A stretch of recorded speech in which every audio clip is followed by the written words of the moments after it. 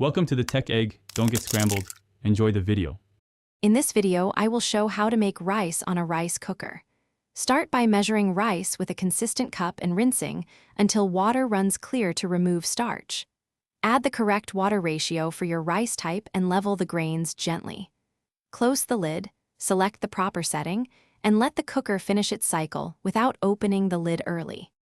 In this video, I will show how to make rice on a rice cooker.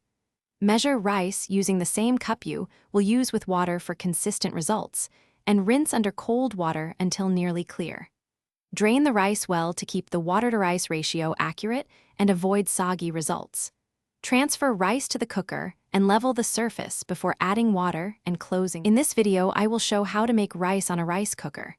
Add the right water ratio for the rice type, for example 1:25:1.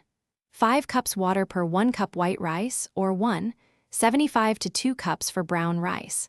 Stir gently once, set the cooker to the appropriate program, and avoid lifting the lid while it cooks to keep steam and heat consistent.